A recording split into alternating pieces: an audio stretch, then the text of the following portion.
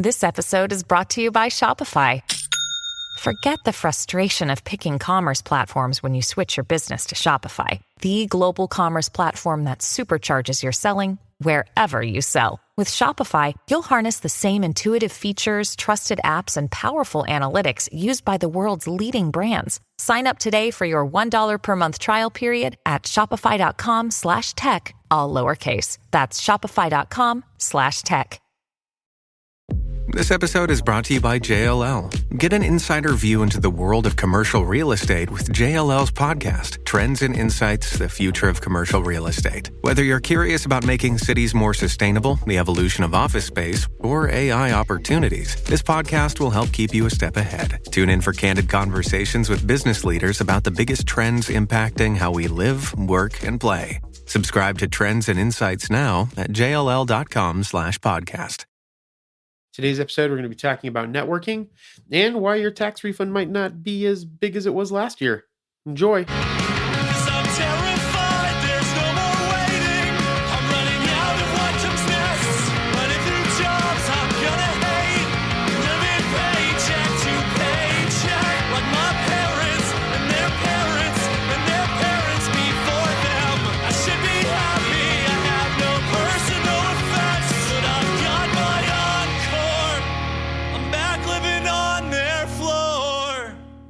Welcome to the Age of Jeremy. My name is Jeremy Quintanilla. I'm the founder and CEO of Q Consolidated.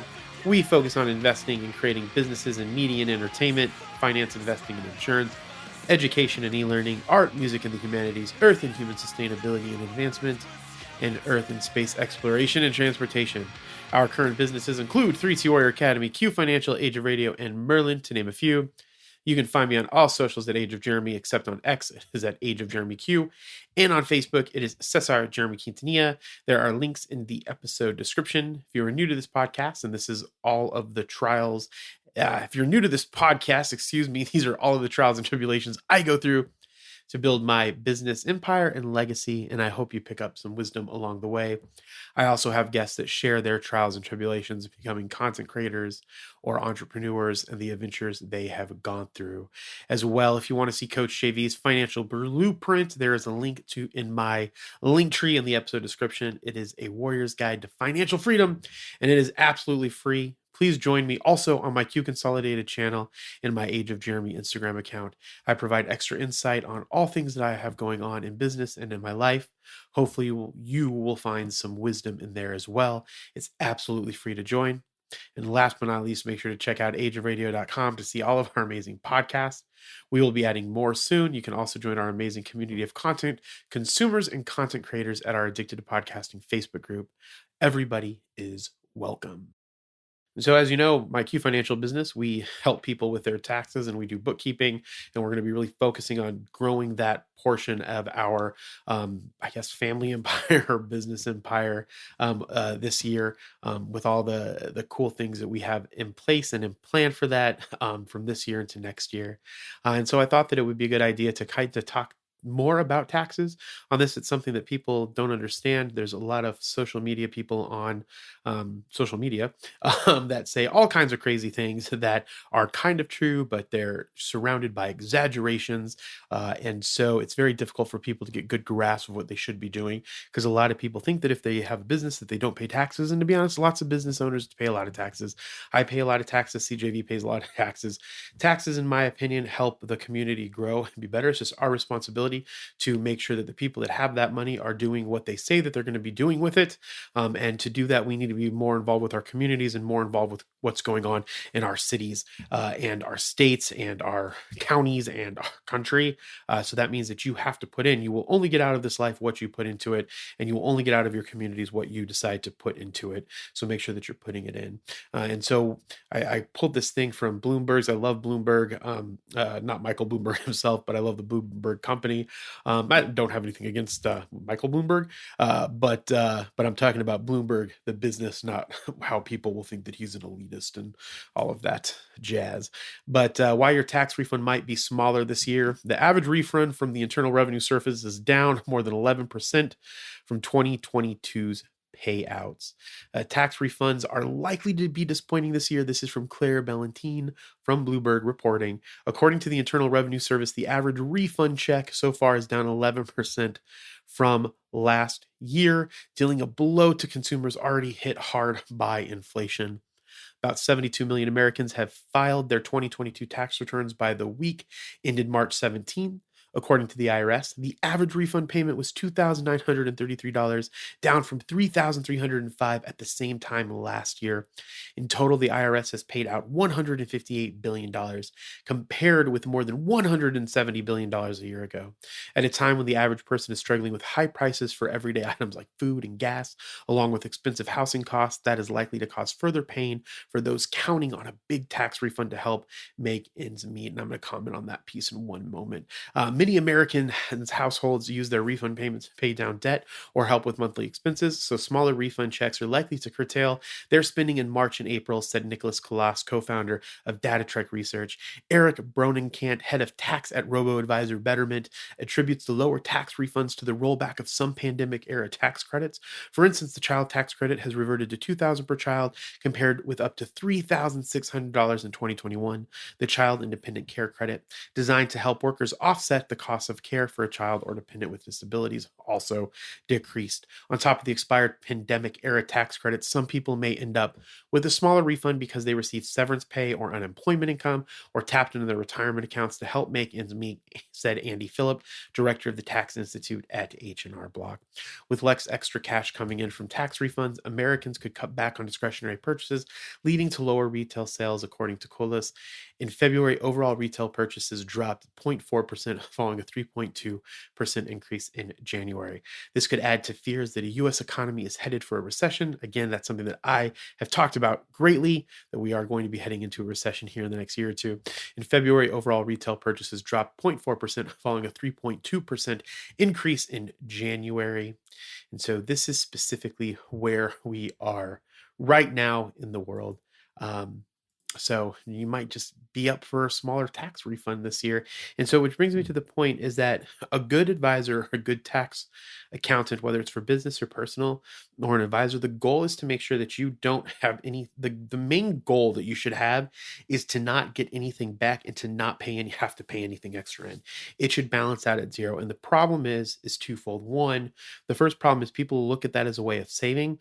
And that's okay, I suppose, if you don't have the restraint to save and to not spend it. That could work, but the problem is you're loaning money to the government to utilize throughout the year that I'm not 100% sure if they like earmark that and set it aside or whatever, but let's just assume they're using it, that they use it throughout the year and then they don't pay it back to you with any interest on top of it.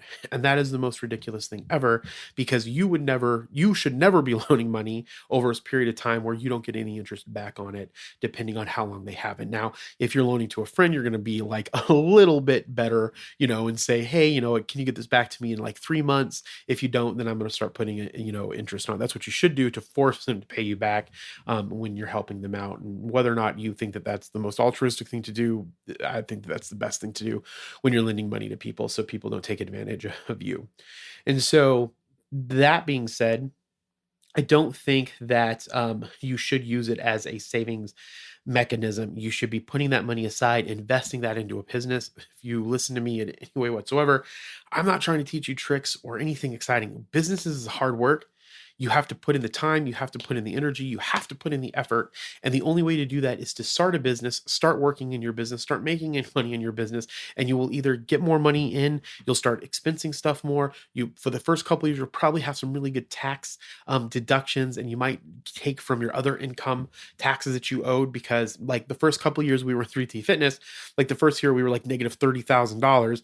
That came off of our taxes, and we got to pay less taxes because ours at the time was a LLC taxed as a partnership, and whether it's taxed as a partnership or an S corp, the traditional tax portion of it will bleed through to the owners. And so when it's negative, it takes it off of what your taxable income is, or your gross income is, to get to your taxable income.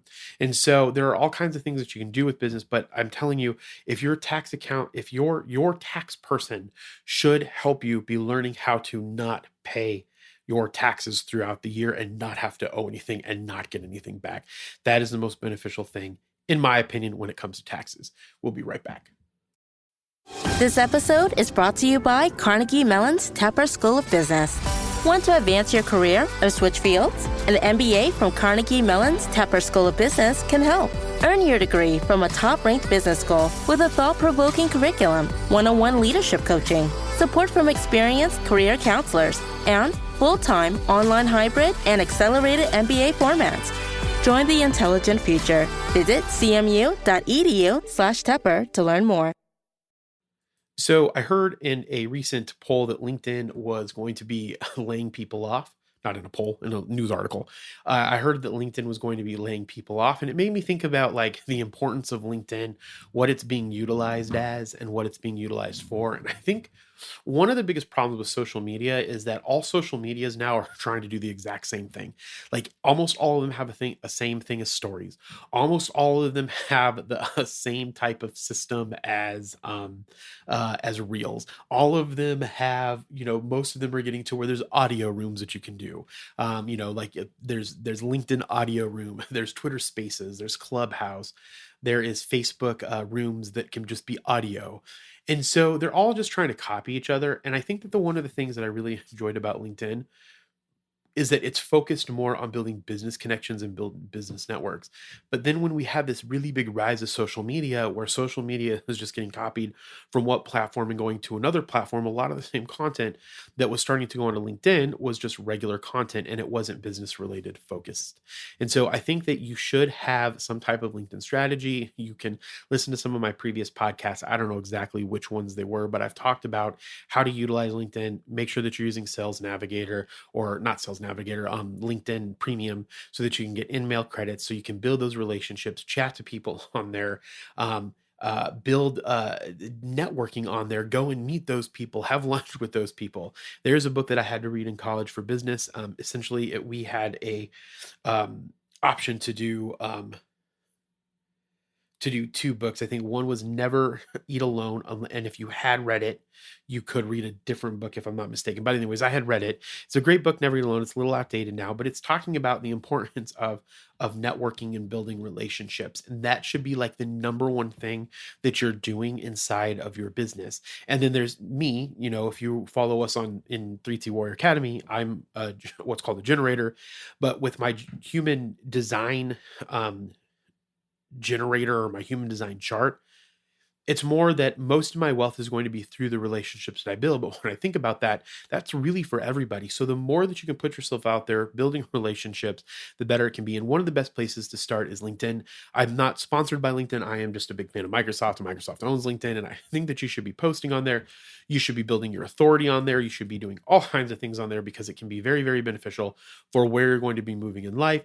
And there's that old saying that it's not what you know, it's who you know. Now, I don't fully 100% agree with that, but there are cases where who you know will get you further along in life than what you know. In the case of, I will say, George W. Bush. And so, who the real only reason why he was on my name is he's not my favorite president for the things that he did. He's my favorite president because he's comical, and he threw out the pitch at the World Series game 2, I think it was. But networking is super important. It's an essential part of career development, and it can help you achieve your goals. According to Indeed, networking is about building long-term business relationships that are beneficial to both parties. It creates the right connections with the right people and fosters those relationships regularly. And so here's some of the benefits that I found from networking. So I'm going to go through this article. The article will be posted in the podcast description, and then I'll tell you my thoughts a little bit as we go through them. So the first one is that you want to increase your business connections. So meeting like-minded people in the same or similar industries introduces you to others with similar goals. And so a lot of the time when we're talking about who we should be hanging around, we should be hanging around people that have the similar goals or the similar things that you're trying to strive for. And the reason why that's important is because sharing ideas and solutions with others can help you achieve your career goals or your business goals and provide evidence of your expertise. And that's why one of the reasons why I'm doing it is to really build my authority in what I'm trying to accomplish, so that I can get looked at by larger companies and be like, hey, I want him to be on our board of directors. And governance is one of my favorite things that we can do in business. And that's kind of where I'm ready to go to that next level with that. And so increasing your business connections is super important. a network, right, as you build those connections, becomes a pool of resources that you can turn to solve problems or exchange ideas again. Okay, so find inspiration. So sharing challenges, experience, or goals with others allows for an exchange of ideas or insight. So a lot of the times when I am meeting new people, they'll tell me something and it will inspire me of like, oh, I should probably go and do that. I should go and do this. One of the things as we're working on our Age of Radio app, a lot of the things that other people are saying to me that they wish that they had, I would not have known if I wasn't out there talking to people. And so when they say, oh, I wish that this did this, hey, you know what? We are going to be trying to create that because those are the solutions that people want, and listening to what people want and creating a solution for them is really all of what innovation is. And that's the same type of thing that we did with Merlin, the smartest way to track your crypto. And if you want to start your 30 days of Merlin, you can go to merlincrypto.com and sign up for 30 days right now. You don't have to put in my name or anything. It's my business. Just go to Merlin Crypto, 30 days free, and everybody gets 30 days to try it out. And we made it super easy to cancel with a one-touch cancel so that you can cancel because you have to put in your credit card before the trial begins. Okay. And so when you find that inspiration, it's going to result in an influx of new perspectives that you may not have considered before. So if you follow me on social media, I just did a post on social media about not hanging out with people that are exactly like you, because when you hang out with other people, you can get different perspectives. When you can get different perspectives, it might change your perspective, or in this case, it might inspire you to do something phenomenal and amazing in the world. So finding inspiration is the second thing. And then one last part on that, when you are the one offering the advice, others may see you as knowledgeable or reliable, which builds your reputation and increases the chances that others might turn to you. So number one is you want to increase your business connections. And you can do that through things like LinkedIn. You can do that through meetups. You can do that through by just getting out in your community, going and volunteering. And when you do that, you get their information, you get their phone number, you track that. It takes time and energy. But like I said, whatever you put in, that's what you are going to get out in the world. Okay. And then number two is finding inspiration. Number three is it increases your visibility. Being visible isn't about showing up at every single event. It's about demonstrating that you are a reliable and supportive member of your profession. As you network effectively, you become a familiar face who is easily recognized. People may want to get to know you, giving you an opportunity to showcase your skills and discuss what you have to offer. Being visible increases the chances that you'll stand out as a candidate, especially if you're looking for a new job or you're trying to partner with other businesses. So when you are going and doing those, it's like social media. We post on social media all the time so that we're visible. If you want to show that you're the authority in something like I'm trying to work on, I have to go and be at these events and be talking to people and be introducing myself. It's not about just going out and getting sales. It's going out and realizing that, okay, this is this guy. This guy's at all of these things. He is really knowledgeable about these things. This is what he's interested into. And then through that, you will start to be known for certain things. And people will turn to you to help you, to not only help you if you ask, but to ask for your help. And it will give you the opportunity to grow your reach and your authority. So number one is increase business connections. Number two is finding inspiration. Number three, you want to network because it increases your visibility. Number four, it increases your career interest. Networking advances career interest by introducing you to people who can provide advice for career advancement, like proofreading a resume or cover letter or practicing interview questions. Now, this is only relevant if you're like trying to find a job, but from a business entrepreneurial perspective, most of the things that I've gotten myself into is because I have skill sets. And so people know that I have those skill sets. They come to me and they ask me if I can help them with something because I have those skill sets. And then I ask for ownership in their business. That's traditionally what I do. If someone wants me to help them and it's something that I'm really interested in, I will tell them I will help them for free if they give me the ownership in their interest, or what I do is I charge them my normal price and then they pay. So that's really the way that I've been able to grow in every single business that I have, apart from the ones that I started, is because I have a skill set that other people don't have. That's in finance and accounting and business operations. Other people have, but maybe they just didn't know those other people. So they knew me, so they asked me. So the fifth thing is it creates job opportunities. Again, that makes sense. If you're networking, you're creating job opportunities. If you're networking, you're also creating the opportunities to sell stuff to people, especially if you have other products that you can cross-sell to people as you are networking, right? So like if you're in the insurance industry, but then you have like a podcast company and I'm going and doing these insurance conferences and being a part of the insurance world and building our brand in insurance. And then I'm starting to meet people and they're like, oh, hey, you know what? I've started a podcast. Hey, you know what? Come over to our podcast podcast network. We'll hook you up. We'll get you into Megaphone. You don't have to pay for your hosting. We'll just throw some ads in there. We'll split that ad revenue for you if that's something that you're interested in. If not, sometimes if it's a podcast that I really want, I don't even care about the ad revenue. I just care about promoting our other podcasts using their reach. And that is super important to me. So let's see here. So number 1, increases your business connections. 2, networking can find inspiration for you. Number 3, it can increase your visibility. Number 4, it can enhance your career interests. Number 5, it creates job opportunities. And then that is all of the numbers that I have from here. So let's talk about some tips for networking. So one of the things that you can do is, I'm going to start it off right. Be on LinkedIn, be on social media. And one of the things that you can do, it's the easiest, oldest strategy in the book. It's Gary Vaynerchuk, I think, calls it the $80 strategy. I just call it a 40 cents or 50 cents or whatever amount of changes you can put into it. And essentially what you're going to do is you're going to go find top tags in your industry. So if I want to be known in the insurance industry, and that's the content and the people that I want to follow me, then I'm going to go to tags that have to do with insurance. And in those specific tags, I'm going to type in insurance. I'm going to go to the top 10 posts and I'm going to leave my 2 cents. I'm going to do that on as many tags as I want. I think on his strategy, you did it for 9 or 10 of them, and you're leaving your 2 cents on 10, and it equals $1.80 or $1.90 or whatever.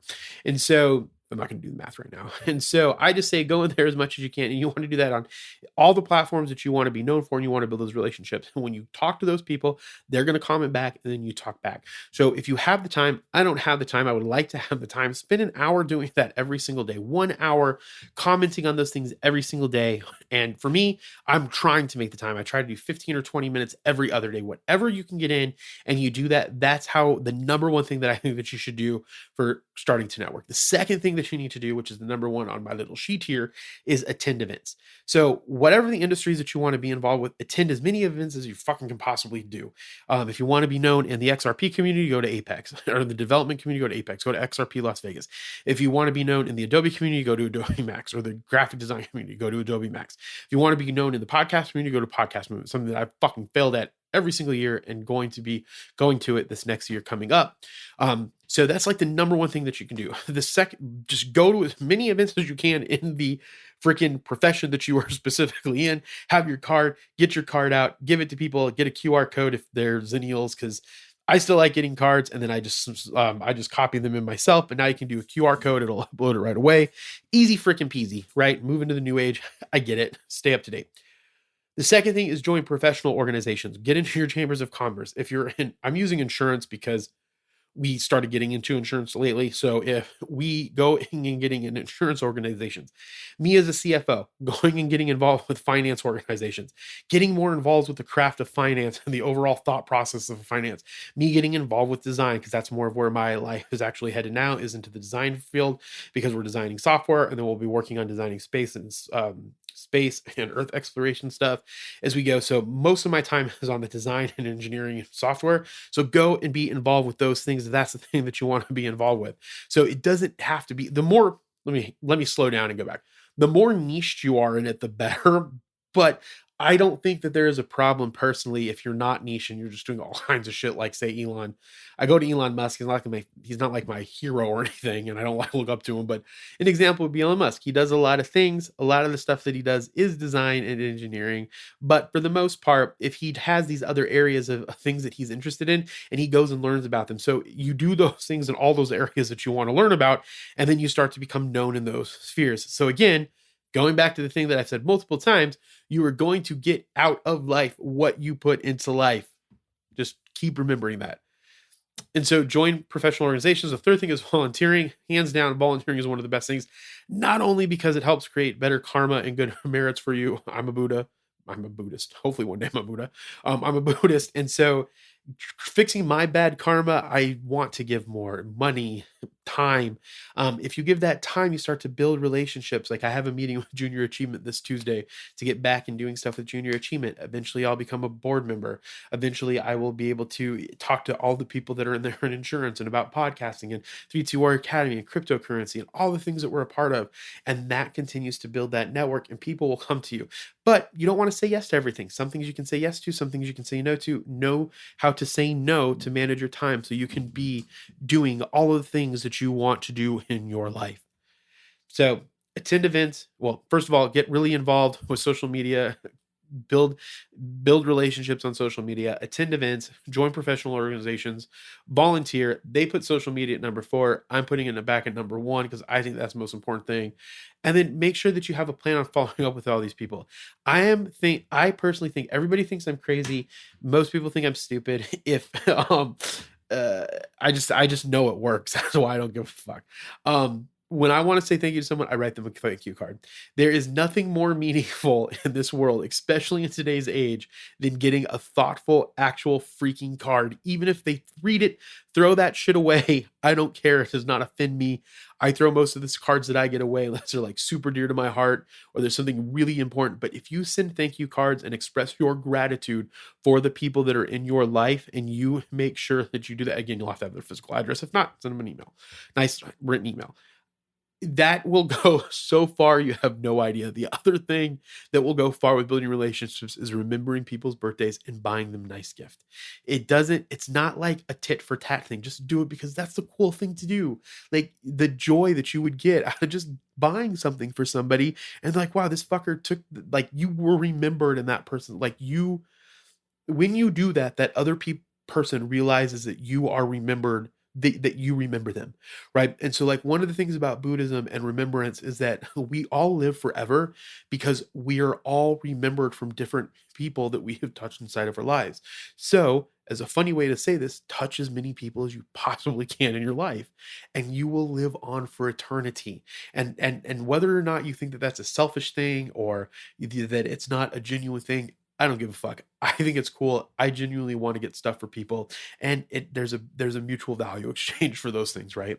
So make sure that you're following up with them. On here it says after meeting someone at an event or through social media, follow up them via email. If you have their address, send them a freaking card. If you know their business address, send them flowers. If someone sent me flowers, I don't care that I'm a man. I think that'd be cool. Someone just sent me flowers, like, because I love flowers. Or if they're a man, send them a nice bottle of whiskey if you know that they drink, or send them a nice bottle of something. Take time out of your life and do something nice for someone, and then follow up them with a phone call. And so when you do those things, those are the things that you need to do to really be creating a meaningful networking relationships. So let's talk about these things. So 1, what's the benefits of networking overall? Well, 1, it increases your business connections. 2, it helps you find inspiration. 3, it increases your visibility to make your authority known. It enhances your career or business interest, and it creates job opportunities, or I like to say it just creates opportunities for you. And some of the tips that you can do is the $1.90 strategy, or go on social media, put the things that you're interested, hit the tag, post on the top ones, and build relationships and comment and interact with people. Attend events. Okay. Join professional organizations, volunteer, use social media, not only just in that aspect that I just said, but beyond social media, share your knowledge, share your wisdom, grow your social media, but don't just do it because you're doing it. Like, be meaningful behind it, and you will get out what you put in. And then 5 or 6 in this case, make sure that you follow up after you meet someone or after you connect with them on social media. If you do those things, you can change your life because your network is your net worth. As I always say, remember, be thankful, grateful, and kind, and we'll talk with you next time. Bye.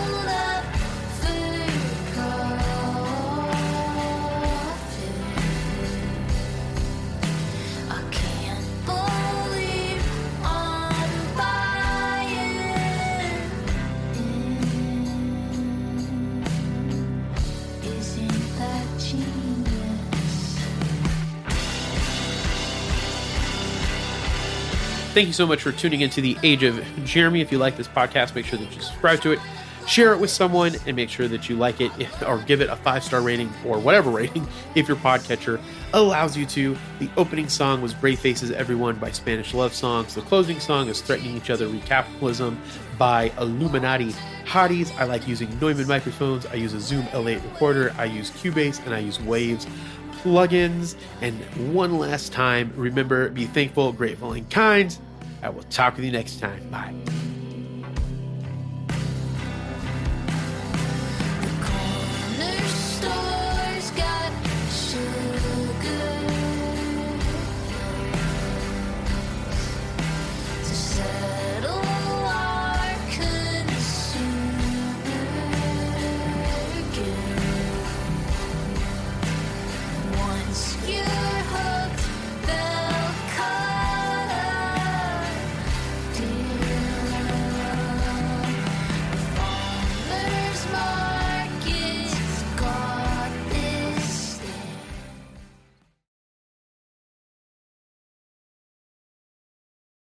Okay, everybody, it's Michael E. Cullen II. And I'm Sesame and Carta from the All Too Real 2 podcast. We're passionate about movies, TV, and pretty much all things pop culture. Dive into the chaos of failed sitcoms, direct-to-video sequels, and the quirky realms of cinema and TV. Join us every Thursday for your dose of All Too Real 2 entertainment. We'll guide you through debates like whether Howard the Duck qualifies as a superhero. Ponder if Larry the Cable Guy could be the new Rock or Schwarzenegger. Discover if some shows and movies should have stayed in the cutting room. Ever heard of a sitcom featuring that dictator with the funny mustache? Well, we watched it. We're dedicated to unraveling the peculiarities of pop culture, sometimes with awesome guests. So, if you're into the eccentric world of pop culture, listen and subscribe to All Too Real 2. Available wherever you find podcasts and on Age of Radio.